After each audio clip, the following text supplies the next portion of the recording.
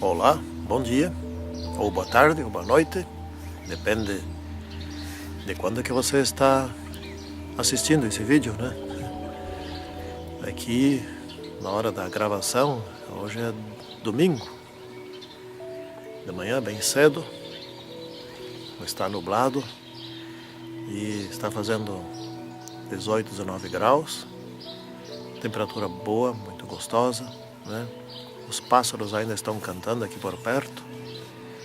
E nós estamos aproveitando esse momento que está um pouco mais calmo para fazer as gravações. Aqui nossa região está cada vez mais barulho, né? Daqui a pouco vêm as motos, vêm os carros de som, etc. E vêm perturbar a nossa paz.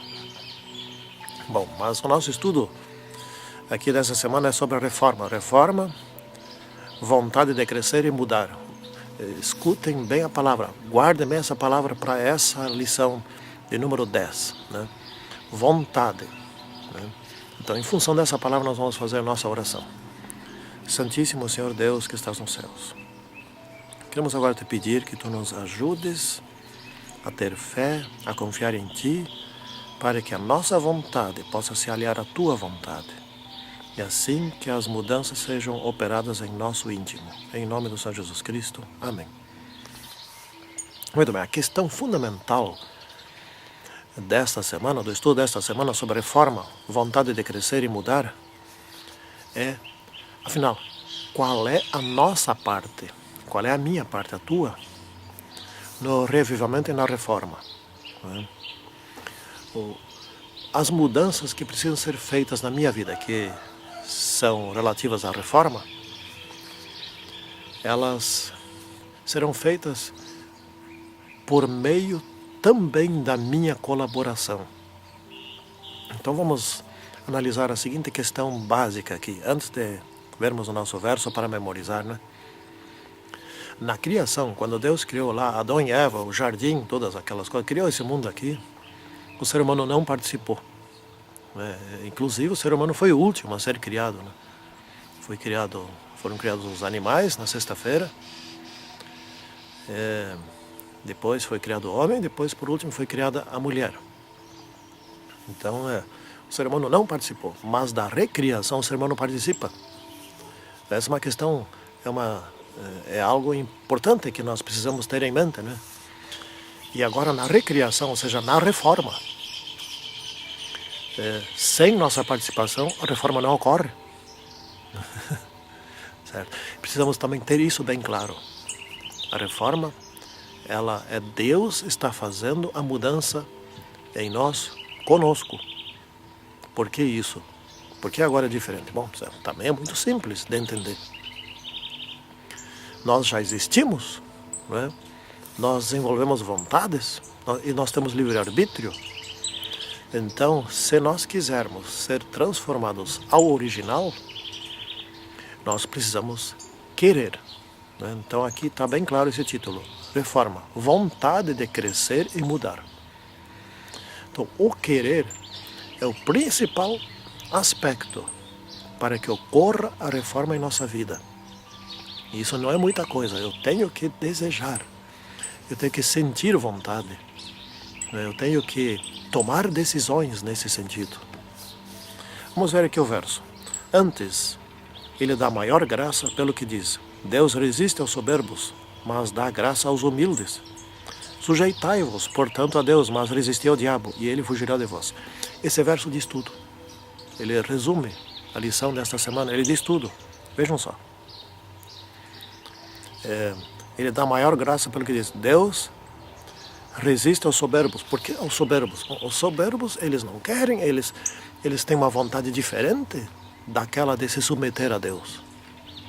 É muito importante ter muito cuidado. De lá pelas tantas, acha que está fazendo um bom trabalho na igreja, etc. E na verdade é soberbo. Não quer se livrar desse ou daquele tipo de pecado. Isso é soberba. Muitas vezes a gente pensa, não, todos os outros são soberbos, mas eu sou humilde. Cuidado. pode ser, aqui no Sul, vou dar um exemplo bem prático aqui das nossas igrejas aqui no Sul. Tem gente que simplesmente definiu em sua vida de não largar o chimarrão. E o chimarrão é um hábito vicioso, né? Então, como que quer ser transformado, como que quer ser, passar pelo revivamento, se não abre mão, se não quer largar de um vício, né? Isso é soberba. Então está bem claro aqui escrito, né? Deus resiste aos soberbos, ou seja, Deus não vai fazer nem revivamento nem reforma nos soberbos. Naqueles que dizem, bom, isso aqui Deus não mexe, né? Mas vamos adiante. Deus dá graça aos humildes, ou seja, aqueles que decidem submeter-se, né? Aqueles que querem mudança, que querem que Deus mude a sua vida. É esse ponto que nós queremos explorar um pouco mais nesta lição desta semana. E aqui vejam só, sujeitai-vos, portanto, a Deus. Sujeitai quer dizer, coloque a vossa vontade junto da vontade de Deus, para que a vossa vontade se transforme, seja mudada à semelhança da vontade de Deus. É assim que a gente coopera.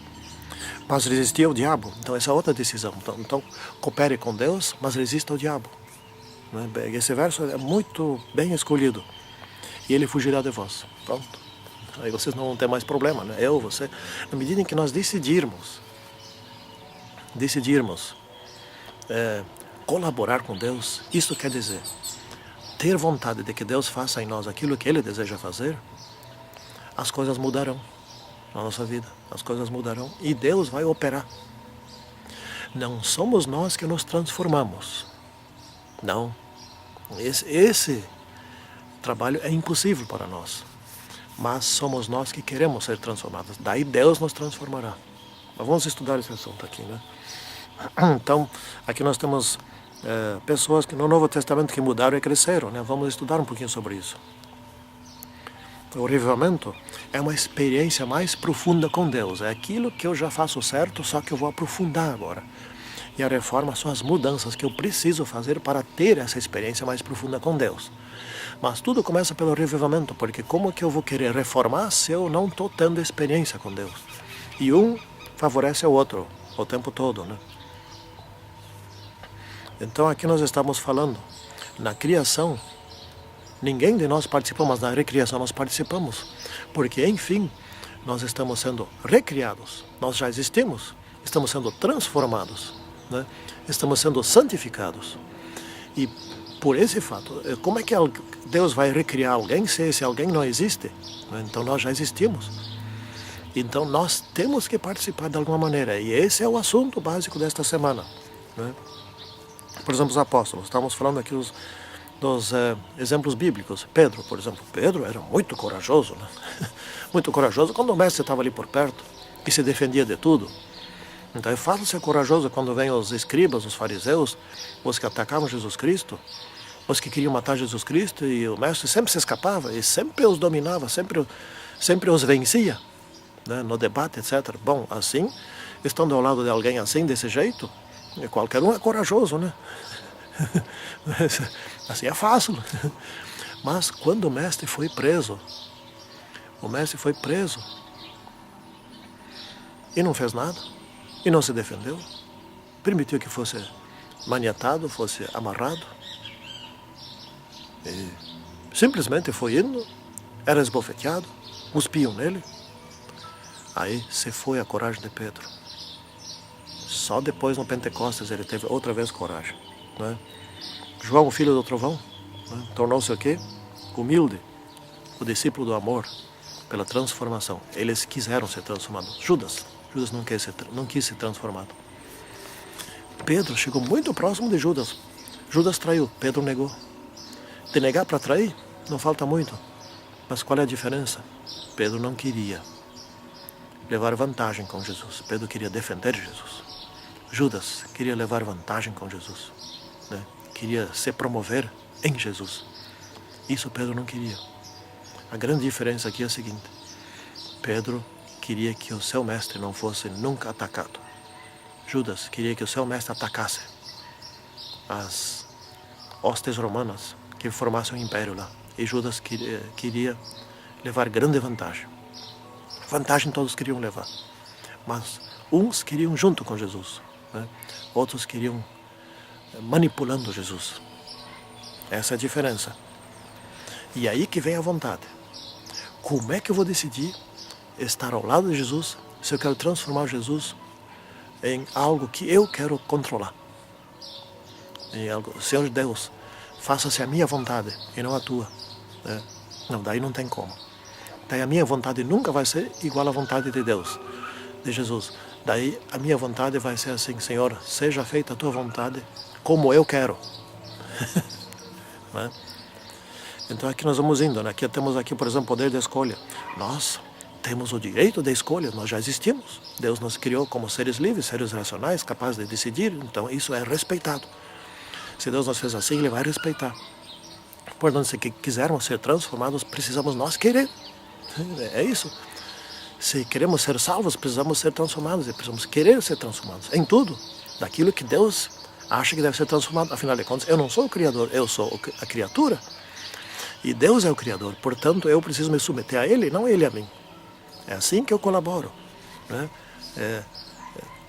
Desejando que Deus mude inclusive a minha vontade, tendo a vontade que Ele mude a minha vontade, né?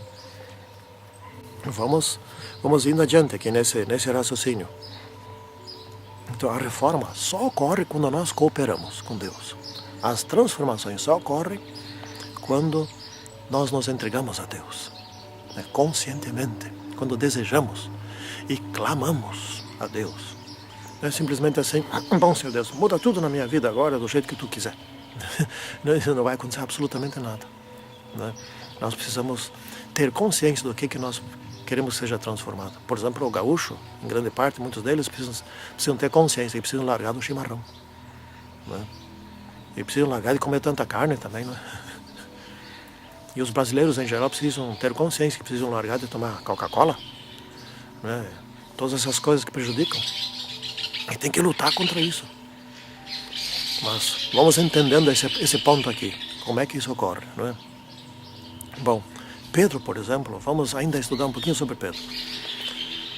Pedro, ele não era tão corajoso quanto ele se imaginava ser. E mesmo que fosse, não é essa a questão. Não é a nossa coragem que fará com que a gente vença, que a gente seja transformado. É o poder de Deus. É bem diferente isso. Pedro, quando estava no barco ali, viram Jesus caminhando sobre as águas e se assustaram e ficaram com medo, não sabiam que era Jesus, mas depois que souberam, Pedro disse: Senhor Deus, Senhor Jesus, mande que eu caminhe sobre as águas. Ele quis uma ordem, ele recebeu a ordem: Pedro, então vem aqui, caminhe sobre as águas. E Pedro caminhou sobre as águas. E quando ele estava sobre as águas, caminhando sobre as águas, e em cima da água, não afundava, ele teve medo e daí ele afundou. Esse é o Pedro, não é? Depois ele disse: Senhor mestre, não vamos fazer nada contigo, mas deixa comigo, tenho aqui uma espada. Cortou a orelha de um e disse: pode deixar comigo. Quando Pedro percebeu que o mestre estava preso e que o mestre não reagiu, Pedro se decepcionou e de novo teve medo.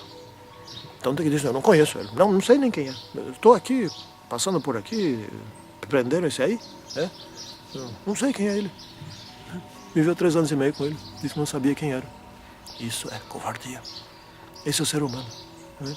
E depois que Pedro foi transformado pelo Espírito Santo, naqueles dias em que estiveram ali reunidos no Pentecostes, o que aconteceu? Não tinha mais medo de prisão, não tinha mais medo de soldado, não tinha mais medo de ameaça, não tinha mais medo de povo, nada. Ele pregava Jesus Cristo. Esse era Pedro. Transformação muda tudo na nossa vida. Esse é o ponto importantíssimo. Vamos ver outro caso aqui, que é o caso do filho pródigo, né? Aliás, eu cheguei à conclusão que o filho pródigo não foi uma decisão tão complicada de retornar para casa. Sabe por quê? Porque ele estava no chiqueiro. Ele estava no chiqueiro. Vejam que às vezes nós podemos criar condições tais que para voltar fica bem difícil. Vou relatar um caso que quase aconteceu comigo. Não aconteceu porque Deus me defendeu. Mas enfim, tinha terminado o meu mestrado. Eu estava de volta na universidade. Recebi uma proposta para fazer um concurso na Universidade Federal, aqui no Rio Grande do Sul, né? Bom, entre trabalhar numa particular e numa federal, sempre era desejável trabalhar numa federal. Daí eu disse: não, eu estudei demais, eu fiz, na verdade, 2 mestrados em lugar de um só. Então eu estava um pouco perturbado a cabeça, até me fez mal.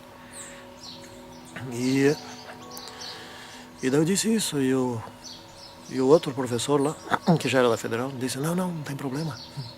Eu que elaborei as provas, eu te passo os gabaritos. Muito bem.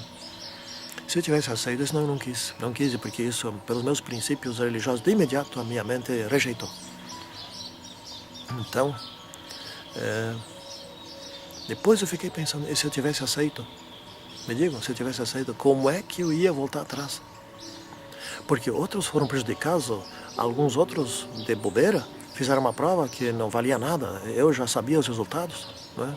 Já saberia os resultados. Como é que eu iria me salvar continuando naquele emprego? Eu teria que, no mínimo, ir lá na reitoria e dizer, olha, fiz isso, aquilo. Eu estou pedindo demissão, etc. Eu não sei como é que... Gente, que buraco eu teria cavado para sair dele depois?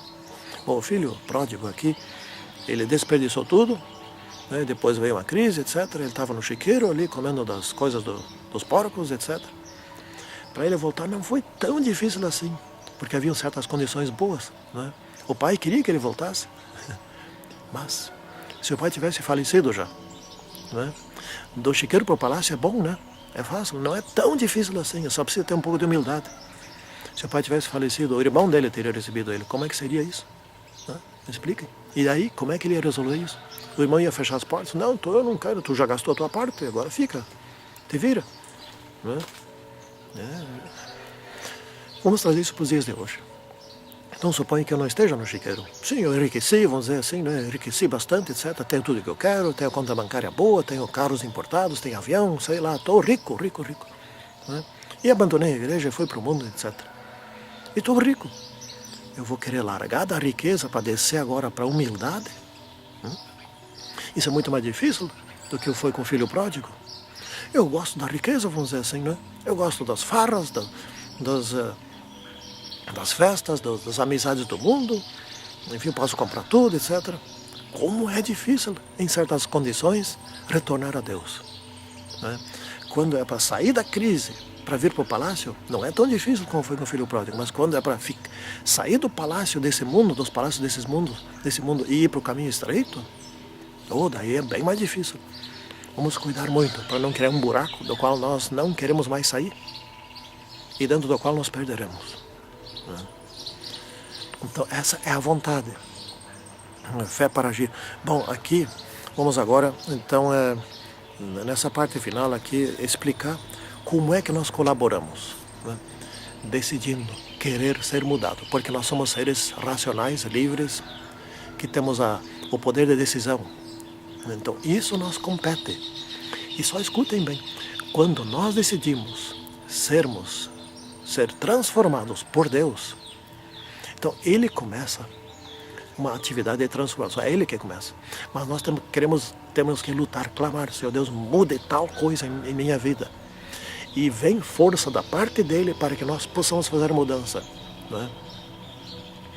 É Ele que dá poder para que nós possamos expulsar de nós o pecado. Certo? O poder vem dEle. É Ele que nos fortalece para que nós sejamos capazes de manter a decisão da transformação. E Ele que transforma. Nós não somos capazes de transformar a nossa vida, mas nós temos que querer sair da situação que nós estamos. O filho pródigo quis sair, ele teve que caminhar. Né? Quando ele decidiu sair de lá, o pai dele não veio buscar ele lá com uma carruagem. Lá. Não, ele teve que vir até em casa. Né? Então ele quis sair e saiu. Nós temos que querer sair, nós temos que querer expulsar, nós temos que clamar, lutar para expulsar certos pecados da nossa vida. Essa é uma função nossa, somos nós que expulsamos, mas Deus nos dá o poder. Deus nos faz capazes de cumprir a nossa vontade, que nós aprendemos dele. É assim que funciona. Esse é o colaborar com Deus. Faça isso. Eu vou ensinar uma coisa que eu uso na minha vida e que tem dado certo. Essa coisa é a seguinte. Pensa bem agora, como é simples. quando aquele pecado que está te atormentando, que você não quer mais saber dele, faça o seguinte, faça a oração de socorro. Uma oração simples, bastante simples. Por exemplo, Senhor Deus, me livra desse pecado. Pronto. Você vai ver uma coisa. Você vai receber força naquele momento. Talvez dali a 10 minutos, 15 minutos, uma hora, outra no dia seguinte, não sei. O pecado, aquele mesmo vem de novo. Você tem que vencer ele por várias batalhas, né? Faça a mesma oração de novo. Senhor Deus, voltou o pecado aquele. Se você pudesse ajoelhar, ajoelhe-se. Se estiver caminhando na rua, não se ajoelhe. Então faça assim mesmo. Na hora, não deixe o pecado criar, formar vontade, fortalecer a vontade de ficar com ele. Porque pecados são uma coisa que a gente gosta, né? Esses pecados são coisas que a gente alimenta, que a gente gosta deles. Não é? É esse o problema. Então eu tenho que lutar contra o meu próprio gosto. Seu Deus, mais uma vez chegou aquele pecado, me liberta dele, me dê forças. Você vai ter uma experiência que eu te garanto, mas eu te garanto, na hora vem força do alto. Vem uma luz do alto, vem uma força do alto que vai te fazer vencer aquele pecado. Talvez leve uns 6 meses, um ano, não sei quanto tempo vai levar aquele pecado, mas você vai vencê-lo e dali uns tempos você vai esquecer dele. E já era. Mas é pela oração. A minha vontade é de me libertar daquilo que eu gosto, mas que não é conveniente para um cidadão celeste. E Deus vai te dar a vitória. Faça isso. Você vai ter uma experiência com Deus, como nunca teve. Santíssimo Senhor Deus que está nos céus, abençoe-nos agora, para que nós possamos vencer nossas tentações e sermos transformados pelo Teu poder. Em nome do Senhor Jesus Cristo. Amém. Até o próximo estudo.